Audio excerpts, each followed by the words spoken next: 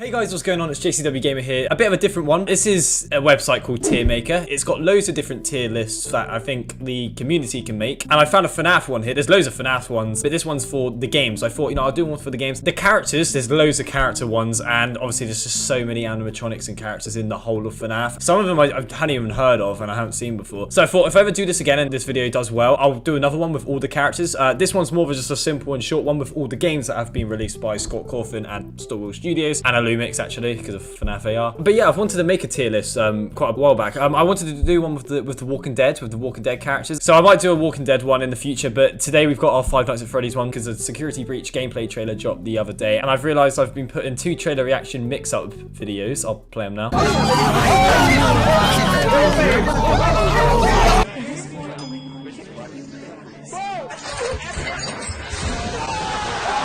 Thank you very much, I appreciate it. I've commented on both of them. And Security Breach is just popping off at the moment, and I'm very excited for the game, so I just want to hype it up a little bit. I'm working on my jump scare compilation for Five Nights at Freddy's Help Wanted. I've already done one before, but at the end of that video, I said that the DLC compilation is coming soon. Yeah, that was like nearly a year ago, I'm pretty sure. So my next video is either going to be the jump scare compilation or Little Nightmares Part 5. So let's jump into this. We've got all the games here. It looks like there's not that many, because like when I list them off in my head, like it's so hard to think of all the games. You look at them here, and I was like, is that all of them? Which it is, by the way, if you're not including like Freddy in Space 2, because that was a charity game. I don't think that counts. Actually, I think I saw it in one tier list, but it didn't have like Help Wanted on it. But if I had to put Freddy in Space 2 somewhere on the list, I'll put it in the S rank because it was for charity. But like gameplay wise, I think Scott put some decent work into it. It may be like a platform game, but the level of detail and the ideas he did for the bosses, like with the YouTubers, it was pretty good. Yeah, because he put Matt, Pat, Dorco, and Markiplier in it for St. Jude's like 2 years ago. I remember like Markiplier and Dorco. Yeah, he put them in the game as bosses because it was for that charity stream which they were in. Anyway, obviously we're going to begin with FNaF 1 hit. When I ask anybody the question, what's your favorite FNaF game? Most people say FNaF 1 because it's the classic, and when that first came out, it was like, whoa. Like, personally, I don't think it's my favorite one. I wouldn't say it's overrated. It is an incredible game, but I think it's very hard. I think it's one of the hardest ones. I actually do struggle with Night 5. Night 6, I still don't even think I can do. 420 mode, definitely not. Even though I beat 1020 mode on Sister Location. But the mechanics of each four of the animatronics on FNaF 1 are very difficult. We've all got our different opinions. For me, personally, FNaF 1, I'm going to have to put it in B, if I'm being honest. I'm not going to put it like below B because it is the all-time classic and it is a decent game. Also, another thing as well, it is quite boring. I'm pretty sure it takes 6-7 minutes for FNaF 1 to beat a night. When you're starting off playing the game or you want to watch your friend play it, you're like night 1 to night 2, not really much goes on and you're like just sat there for like quite a long time. And the thing is, like, because there's only 4 animatronics, the mechanics are very simple and you're doing the same thing constantly. I would say that's the same with most like of the FNaF games, but FNaF 1 was like where it took off. Do you know what I mean? So I've got to appreciate that. All you could do is turn on the lights for the doors, close the doors, and put your camera up. Well, monitor up to watch the animatronics. So personally, I would put it as a B. I wouldn't say it's any lower than a B because it's where it took the franchise off. I also rate it because of the 1987 like jump scare you can activate in custom night, which I've tricked a couple of my friends into doing. Now with FNaF 2, when anyone asks me what's my favorite FNaF game, I'm either like deciding between FNaF 2 or FNaF 4 because the mechanics of FNaF 2, did they come out the same year as FNaF 1? I'm pretty sure it did. That's when I actually started getting into FNaF, was FNaF 2, right? The cutscenes that you got, I think it was only on PC at the time. I played it on mobile when I first downloaded it, and I had the demo, I believe. First FNaF game I played, actually, I believe. That might be another reason why I put like FNaF 1 and B. Same with consoles as well and mobile now. There was cutscenes at the start of each night where you're like looking through, I think, is it Freddy? And then you like can pan left and right, and you're like on the stage with Bonnie and Chica beside you. Throughout the nights, each cutscene, like it was the same cutscene, but they were like gradually looking at you, and then I think the puppet originally was like in front of you every time you panned as well. It was like just following you. The game was so hectic throughout the nights or whatever. The animatronics getting like really aggressive, and then you had to use the mask, and then the classic like tactic, every time you put the camera down after you've like winded up the music box, you put the mask on. You always want to keep on doing that. You had to be quick just in case an animatronic was in your office. It was always best to do the strat where like you automatically flick your mask down so you're always, safe. I honestly loved it. The amount of animatronics that just got introduced, like it was 4 to 10. FNaF 1 only like had 4, and then it like went to like 10 animatronics when FNaF 2 came out. It was just such a hectic game, and like I said, I think it's the first one I played, so I fell in love with it really, and then I love FNaF ever since then. Because I don't think I really knew about FNaF when the first one came out. I might have seen like a few YouTubers like JCWgamer and Markiplier play the first one when it first dropped, but I don't really recall it too well. I remember seeing like my mates in the canteen at school. One of my mates, I actually remember Deacon, him playing the demo with a group of friends on his phone. And literally, he got jump scared and I screamed. I was like, ah! And I was like, it's not even that scary. And then ever since then, I was obviously the one to end up making FNaF videos. I just fell in love with the game from then. And the story as well. Even though I'm not still like up to date with the story, I do really enjoy the game in terms of gameplay and the story. I'm trying to get the story fully. I've got all of the books pretty much, by the way, so I could read them as well. They are really good so far. Like, I've got Fazbear Frights and Charlie's story. It's just incredible. So what FNaF has grown into is awesome. And there's a film coming out next year, I believe. So that's just sick. So yeah, FNaF 2 for me is going to S. Honestly, it's like for the second game in the franchise, it was awesome. Like everything about it. Even like when you died, there was sometimes mini games that explained the story like in 8-bit form. Incredible. Was it even 8-bit? I don't even know what that was. FNaF 3. Now this game just centered around William Afton as Springtrap. At the time, no one really knew it was like the purple guy, I'm pretty sure. And then we learned that it was, and then he was in the books. By this time, it was all about theories and stuff, and I enjoyed watching Dorko Razbowski. This video is gonna be longer than I thought it was gonna be, isn't it? I was watching Dorko Razbowski, 8-bit Ryan, and 8-bit, he used to be called Other Ryan, but Bazaliam. He's got his own channel now. He's made another channel now, actually. He's got less subs than me at the moment, but I don't know why he made a new channel, because I think they did one recently. They did Theory Thursdays, and they did one for Security Breach when the first trailer dropped. They should do it all again. It would be awesome if they did, to see all the boys back together. But honestly, I really enjoy watching their theories. By the time I think FNaF 2 came out, I think I was watching Smike back in the day, watching his like facts on all of the animatronics. It was so fun to just watch on YouTube, and the game just blew up basically. I haven't even took a sip of this yet. Chopper Killer Sneak.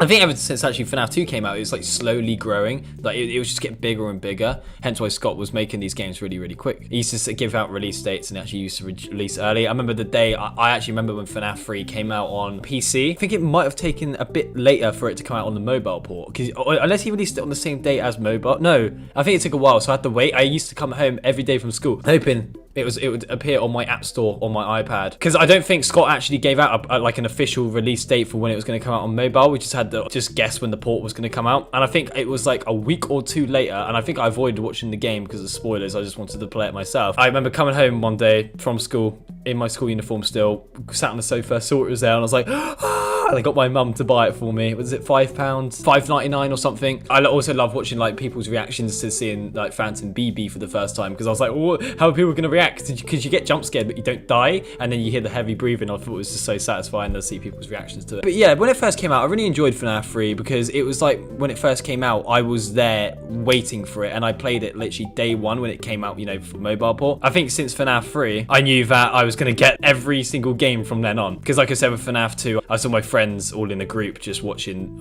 Deacon play it on his phone. But then when FNaF 3 came out, I was there ready for it for when it came out on my iPad. I didn't have a PC at the time. When did it come out? Was it for 2000? Hang on. 2nd of March 2015, the same year of Minecraft Story Modes. Yeah, but yeah, I really enjoyed it when it first came out. And then when games came out from after that, I look back at it now and I think FNaF 3 wasn't one of the best games that was ever released. Considering there was only one animatronic that could kill you. Obviously, you had others like Phantom BB, Phantom Freddy, and you know, the whole gang. But Phantom animatronics, they can actually hurt you. They jump scare you as hallucinations, and obviously you like basically scream as a security guard, or you're like, oh, heavy breathing, ventilation goes off, so Springtrap gets lured to you, so it helps Springtrap get you, well, William. And having the main, like the purple guy, pretty much be the person who's attacking you in and has his own game for himself, being FNaF 3, I think it's pretty cool looking back at it as well. Because back in the day, I didn't know who William Afton was, alright? I saw Springtrap, I was like, what, is this some sort of variation of Freddy? No, it was Spring Bonnie, but just burnt and stuff. It's kind of violent now, you look at it. It's literally a human in this, and his skin's already been torn apart. Kind of a dark game. But yeah, all the new mechanics and stuff with the ventilation, and you have to look on the right to get your cameras up, use BB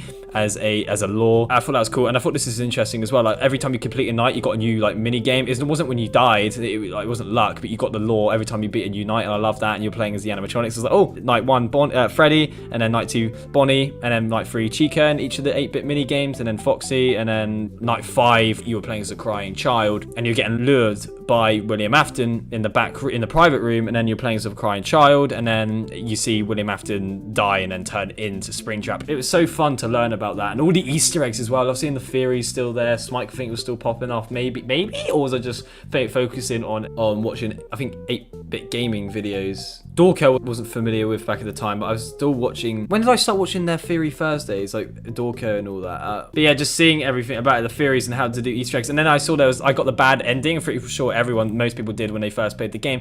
I was like, bad ending. So obviously I was intrigued to see how you get the good ending, because it wasn't simple. We had to do like a whole Easter egg quest to do it. Seeing that and seeing what the good ending was, it was just so entertaining to me, and I think the good ending was the canon ending. And then at the end where you see all the heads, it was kind of sad. We saw, oh yeah, all the souls are released now from all the animatronics. It was awesome, and it said the end. We thought, you know, good ending, you know, there must be the end of the franchise. So in terms of that, obviously I'd probably put like B, but like looking back at it now compared to all the other FNaF games that are out, I'm gonna leave it as a C, honestly, because it wasn't the worst thing. I'm not gonna put it in D because it wasn't the worst thing in the world. The stuff like the mini games and stuff, the way Scott implemented a playthrough where you could get the good ending by doing all these mini games, even though it may be hard to do like when you first play, because you have to glitch through walls and stuff. For the average player, it would be very hard to figure out. So I looked at YouTube videos obviously on how to do it. It wasn't as slow paced as FNaF 1, but like obviously because it was one animatronic, night 1, I don't think he appeared at all. FNaF 4, when the trailer first dropped and we found out we were playing as a little kid, it was like brrr. I love seeing Theory Thursdays. That's when I first found out about Dorko, I'm pretty sure.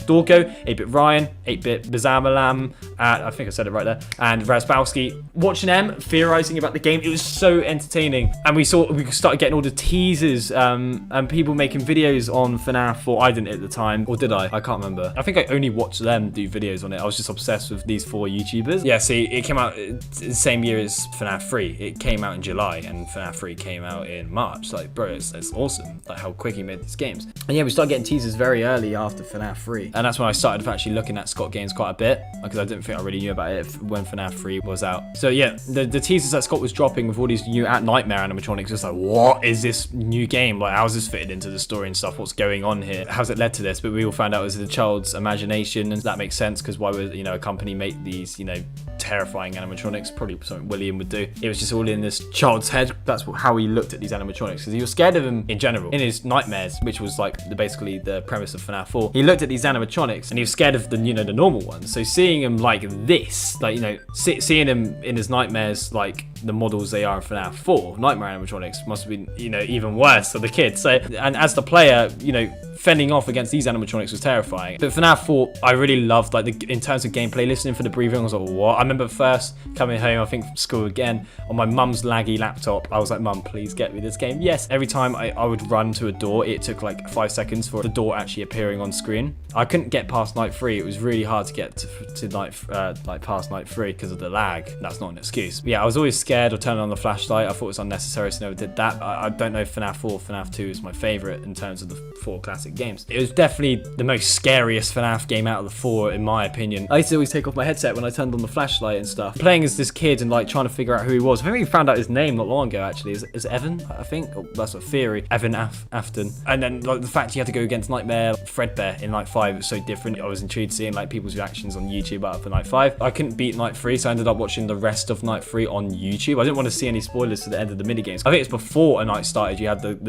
cutscene, or the minigames this time, instead of after, like in FNaF 3. So seeing like these minigames were really well done, with all the subtitles and the dialogue, seeing the story of this crying child at the start of each night. At the end of each minigame, he like collapsed. I remember seeing 8-Bit Ryan, who made this theory when he gets jump scared by his brother Chris Afton in I think it was the Night 2 minigame. He thought that Night 2 was going to be inside of the lounge, but it wasn't. The kid like was crying, and then Night 2 began and it was in the bedroom again. And then he had fun with Plush Trap. That was a cool mechanic. If you did it, you need to skip 2 hours. It was sick, honestly. Plush Trap, I don't know where he came in, you know, in terms of the story, but it was just awesome. We saw that in the trailer. When the trailer dropped, it was insane, because obviously it was in a different location, so I'd see where 8-Bit Ryan got his theory from, where each night might be in a different location. But no, that was in like the hallway of the house. That was a really cool mechanic. It got really difficult, and all the running, it was like the kid was having a workout each night. But yeah, it was all in his head, wasn't it? And then we learned about the bite of 87 that the phone guy was on about since Night 1 in FNaF 4, which was really fun to find out about. The bite of 87? Was that the bite of 87? In terms of story, amazing. People thought it was going to be free roam, but it wasn't. And Scott released it early, which is a nice surprise as well, like he did with the other FNaF games, which you can't do anymore because it's still it's more professional. The fact you had to run up to the door was pretty fun to see, but yeah, it took some time. When you hear someone like Chica on your right, yeah, the fact you have to run back to the bed and then run to the door, it took you longer to get there. It's not as easy as just closing the door. You have to make your way there first, so it makes it harder and more of a challenge. Full 20 mode was a thing. The Easter egg of typing 24 times on your keyboard, seeing like Nightmare mode and all the challenges you could do for that game, like blind mode and stuff, which gives you extra like mini stars, was sick. I'd never actually managed to do that, but yeah. Then you had Nightmare when it switched to 4 AM as, was it Night 6? Yeah, when it switched to 4 AM, you had to go against Nightmare, not Nightmare Fredbear, like his new animatronic was just Nightmare. And it was just luck against Nightmare, I'm pretty sure. He was just so difficult. But yeah, going against Nightmare Fredbear, he was an easy clap, I feel like. I like his mechanics. You're just hearing him and then you put light on and you just close the door. Or if he's on the bed, shine the light and stuff until he goes. Same with the closet. I'm literally explaining the whole game, aren't I? We had a cutscene at the end of Night 6 as well, which is pretty cool. Like, what's in the box at the end of Night 7 as well. We don't know that. It was such a good game. There was something else I was going to say about FNaF 4, but I forgot because I'm just saying so much. I'm literally just giving an explanation for each of the game. You guys know the FNaF games. I don't know why I'm explaining everything, so that's definitely going for S. You know, it definitely 100%. The extras that was in the main menu as well. That was new. One of my favourite FNaF games of all time, maybe even my favourite. Sister Location. Now, very different to all the FNaF games. FNaF 5, we thought it was over from FNaF 4 because it was the final chapter, as we said, and we got Sister Location announced, and we got trailer 1. There was never trailer 2, but trailer 1, we saw it looked awesome. I think we saw, was it the vent, moving in the vent? Yeah, we thought that it was going to be free roam. There wasn't really, you just had to move forward. You know, a bit more interactive in terms of movement. Instead of clicking and then your character running, you actually have to like use W to move forward, so a bit more keys were implemented, so that was cool. The story of playing as Michael Afton, and then we had, you know, PJ Hayward introduced into the FNaF community, obviously being the voice actor of William and Michael. That was pretty cool, so we got more intel of William Afton, the purple guy, and then Michael, which is his son. And the fact that each night, in terms of gameplay, was different each night. Night 4, very big challenge. You know, I've made a video on how to beat it on PS4. I've beaten it quite a few times now. I used to use the timer to help me because I think it's 3 minutes at the night last, and like literally it was such a challenge. Markiplier beat it before any patches, legend he is. But yeah, I beat it my first time without a timer the other day, which was on PS4. It's so different in terms of gameplay, really stepped up in the series. And yeah, the fact it was a surprise that we got another FNaF game in general, and then we had the fun time animatronics, and then you had custom night. There was different endings as well, once again, unlike FNaF 4. But yeah, it was just the different endings and stuff, like beating Ennard and stuff. There was so much different stuff that you got to do. Replayability in custom night was definitely a big thing for me. I might have had a PC at this time actually. Oh, it came out in 2016. Oh, might have had a I don't remember. No, otherwise I would have done a video series on it. Either way, I can't remember when I first played this, to be honest with you. I'm quite known for Sister Location PS4. If you search up PS4 Sister Location, my videos will be the top one. I'm going to be doing a stream on Ultimate Custom Night, so I'm pretty much known for the console gamer of FNaF. So anyway, Sister Location. I'm going to give you an A so we can actually put something in A. Sister Location doesn't beat FNaF 4 and 2 for me. Don't forget this is a personal list, so yeah. Next up, it's not even in like chronological order, but no, before Sister Location was FNaF, we'll leave that an A, but sorry, before Sister Location was FNaF World. Yeah, should we just leave it as that? To be fair, it wasn't that bad. I think it's underrated. I think the same as Dorko, but it's basically like, wasn't it like Pokemon, but for FNaF? When it first came out, I was obsessed with it. Most people hate this game. Even Scott is embarrassed about this. He ended up releasing it for free, like the day after I bought it on Steam. And he updated it, and because it wasn't what he said it was, because I remember when it first came out, you're playing as 8-bit Freddy, but then he released it, and you're actually playing as the Freddy that was shown in the trailer. And then he released update 2 with the voice acting and stuff. It introduced the story to Sister Location. Yeah, this led into Sister Location. Obviously, it's not canon. You know, we first had Baby in FNaF World, so we'll leave that at D. I'm kind of giving people like info about all the games as well. If you don't know what FNaF World is, just look it up. All right, the trailer when it first came out was pretty cool. I think it wasn't too bad, but I'll leave it as D for now. Compared to all the rest of FNaF games, I think it needs to go obviously in D. We don't really talk about FNaF World. I do think it's a little bit underrated, but I feel like I'll get battered if I say it was actually a decent game, so we'll leave it as that. ScottGames.com after FNaF 4, wasn't it? Yeah, literally. Oh, he's changing all the animatronics into like these cute animatronics, and everyone was like, what? I think the first one who changed was, I'm not gonna remember that. I remember the second one was an endoskeleton on the site. But yeah, anyway, after that, Sister Location, which we've gone through. And then it was FNaF 6, which was Pizzeria Simulator. Now, this was sick. It obviously had a money system and stuff. I loved it how there was like the mechanics, and then everyone was surprised that it wasn't just a Pizzeria Simulator game. It's like a legit FNaF game. And then like you had a currency from like salvaging, you know, the animatronics and stuff if you want to risk it. Or you can put them back in the alley. But if you did salvage, you got money for your pizzeria. You could put more stuff in your pizzeria. And the stuff you bought was like animatronics for your stage. You had mini games which you could put into your pizzeria and stuff, which you could play with yourself. And you had Candy Cadet. And then there was so many different endings, man, which I didn't even end up doing all of them, but there's so many. I'm waiting for it to come out on PS4 because I've got it on Xbox, but I just want to play it on PS4 because I hate switching my Elgato over, and then I'll probably try and get all the endings. And it's a bit glitched at the moment as well. I remember when it first came out, I was a bit skeptical of it at first. I was like, what? Oh, it's a real FNaF game. Right. I'm gonna put it on B. Oh, I remember for Sister Location we had a troll game from Scott, but no, like this was the proper troll. It was actually like a real FNaF game. The game started glitching out in the Pizzeria Simulator when we made our pizza. I just wish I was more motivated to get all the endings. It'd be nice. I haven't took a sip of this in a while. Wow. I know Ultimate Custom Night is labelled as FNaF 7. Ultimate Custom Night, very difficult. Never did 50-20 mode, but we had challenges. It wasn't just a game where you could just, set all the animatronics to whatever number you want, because you didn't have to go through all of them individually to set them all to 5 or 10 or 20 or whatever. You could just like set all to 20 and it will be done like that. It technically wasn't even 50-20 mode. Like literally you had, what was that animatronic, like a balloon girl? You had her, which was introduced 5 more animatronics, which was difficult. 50-20 mode, my just brain can't comprehend it. But when it comes out on the console, I will try it. Just why not? And I'll be very famous if I'd be the first one to do 50-20 mode on console, if it's possible. Custom Night on PS4 for sister location isn't possible, and I don't think it's possible to get all the endings for FNaF 6. I don't know, the port's a bit glitchy at the moment until the Clicks team decides to fix it. You had all the not all the animatronics, but you had 50 animatronics, 55, and literally it was just fun. Obviously there's more now because of security breach and stuff. You could have put more in. You left it as 50. It's a tense enough as it is. Well, 55. I like doing this. I didn't realize I was going to talk this much about all the games. It shows how passionate I am. So yeah, you could go through all the challenges and you had the anime cutscenes when you beat a certain score. I suppose it wasn't a cutscene 50-20 mode. Scott doubt anyone was going to be able to do it. But yeah, like I remember there was anime cutscenes. So I guess if you just basically like beat 50-20 mode, it would show all cutscenes in Run. But the cutscenes made it sick. I'm personally not a big fan of animes, but I thought it was pretty cool. I remember watching Razbowski's reaction to that because he's obsessed with anime. But yeah, no, honestly, it was just a fun game to play. Canon-wise, is it canon? Like William Afton's Hell or something? But yeah, it was just a fun game to have all the animatronics in and stuff. You had the Easter egg of Wildman Consequences where you could be by the lake from FNaF World. And I remember seeing Game Theory, seeing that FNaF World is linked to Ultimate Custom Night. I forgot how they were linked, but the way it like crashes your game or something, isn't it? It was so deep. I still need to watch all the Game Theory's videos. Like literally, everyone knows Game Theory in the FNaF community. I remember Scott said once in one of his Game Theory videos were like very accurate to the story, but I feel like every time you watch it, it's just so engaging. I'm gonna put Ultimate Custom Night next to Sister Location. Next to the A rank, because you could do anything you want. You set any animatronic to any number you want. There was barely any glitches. I don't know about any other FNaF games. Don't get me started in consoles. FNaF 4. I think I got the trophy for beating, was it 420 mode? Literally because the screen went black. Don't know if it could handle it. It just went dark, and I just stayed there until 6 a.m. when I got the achievement. Like I say, do anything you want, and you had challenges so you didn't get bored and stuff to keep you going. And then there you go. Still waiting for it to come out on PS4. Next up, what came out first? 25th of November 2019. Okay, and then if we look at How Wanted, okay, it's the same. Okay, so 28th of May. What did it say for this one? I don't even need to type in release date. It says it when you type in the game anyway down here. So here we go, like 25th of November, and then you had 28th of May. So Help Wanted came out before Surprise Delivery. Interesting. Okay, well, just Help Wanted. I made a series on this game. This is the first actual like FNaF game I made a proper series on. I really need a shit. BRB, honestly. Be right back. Anyway, I'm back. So as I was saying, FNaF Help Wanted. So VR game, I did a whole playthrough. I'll leave the playlist in the description below. Well, obviously I made a playthrough because I've made a jump scare compilation already and I'm making the DLC one. And yeah, it's literally the only FNaF game I've done a full playthrough on. I was a bit late to it. Was it a year late or something? I started it in 2020, even though it came out in 2019. I got a VR at the end of that year and I decided to do a series on Help Wanted, and it was VR, so it'd be more entertaining and it was more scary. I already had seen the whole game at that point, maybe a bit of the DLC. It was fun to play. It was still scary, and because it wasn't really much story until, we learned about Glitch Trap and Vanny. I still didn't really know much about Glitch Trap, so it was fun like talking about him throughout my series.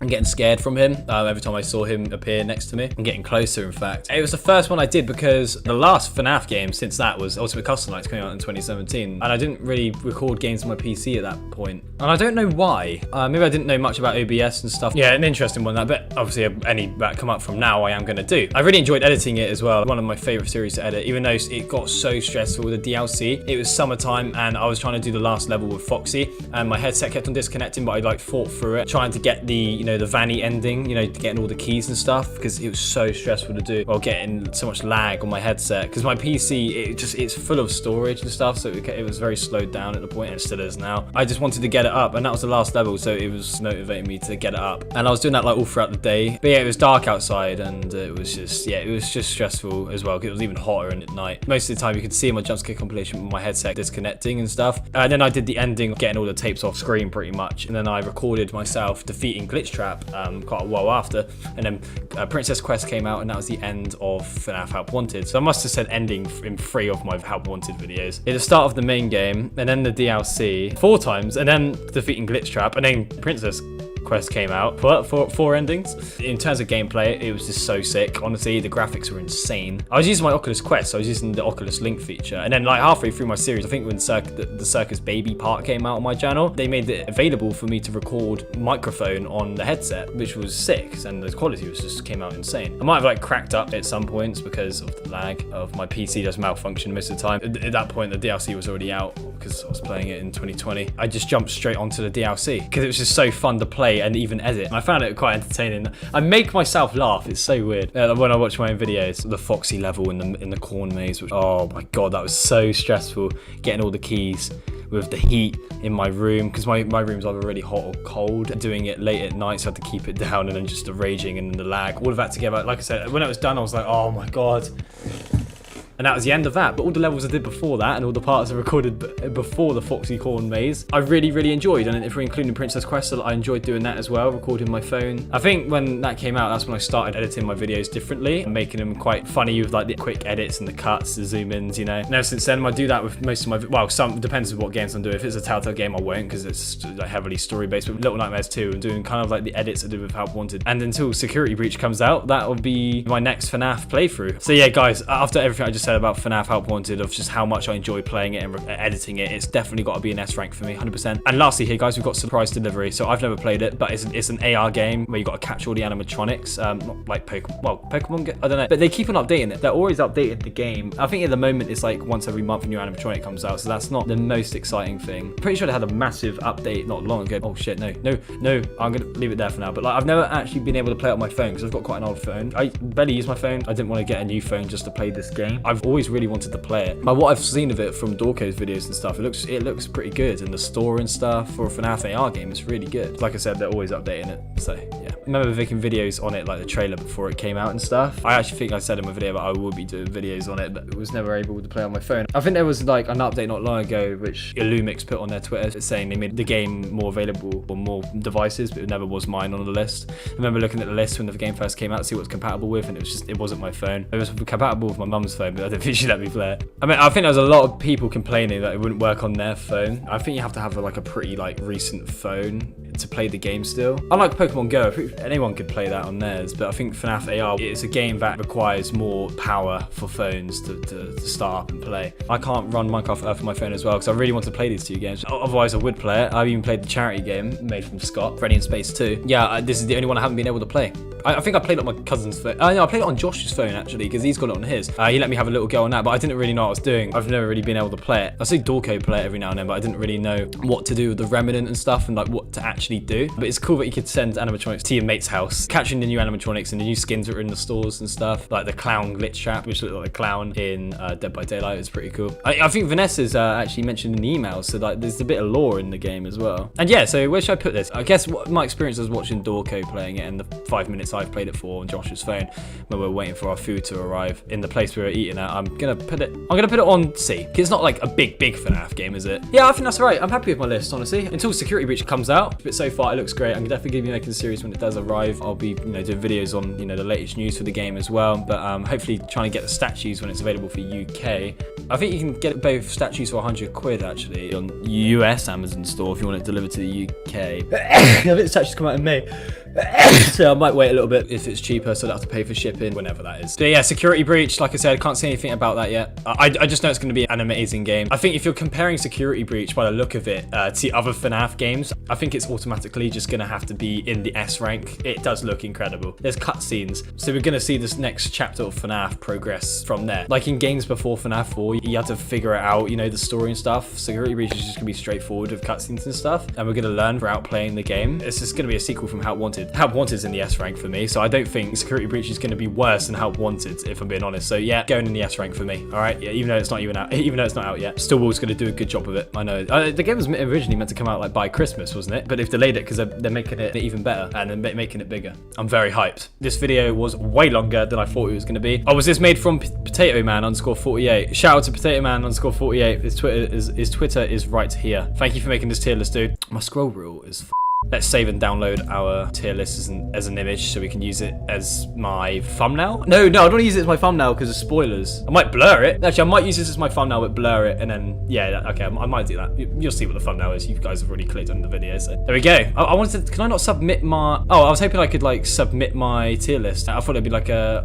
whole comment section or something so we could look at other people's tier lists, but no, okay. Anyway, guys, let me know what you think about my decisions and, you know, this video in general in the comment section below if you guys want to see more tier lists. I'm probably going to do The Walking Dead at some point, maybe the FNaF characters, let me know. There we go. You know, the FNaF community and the Walking Dead Telltale community is very different. So yeah, there'll be very different tier lists if I just move on to the Walking Dead characters. I could do another FNaF tier list next time, but I'll see. That's just, like I said, it's just my personal opinions on each game. That's just my personal tier list. Other people's opinions on each of the games may be different and they'll probably have a different tier list compared to me. But from my experience from playing FNaF for the very first time and where we're at now in 2021, this is where I think each of the games belong. And we haven't left a row out. We've put at least one game in every row, so that's pretty lit. So yeah, guys, let me know what you think, like I said, and what games you would switch around in your tier list if you made one. Like I said, this is a bit of a different video. I don't know why I've had a headset on this whole time, but thank you for watching. If you guys did enjoy, don't forget to smack a like on the video, and if you're new around here, subscribe to the channel, put post notifications on so you get a notification for every time I upload. Probably gonna get a new like webcam probably at some point, maybe even just a camera instead, because that'd be better quality after seeing me in that jump scare compilation vid.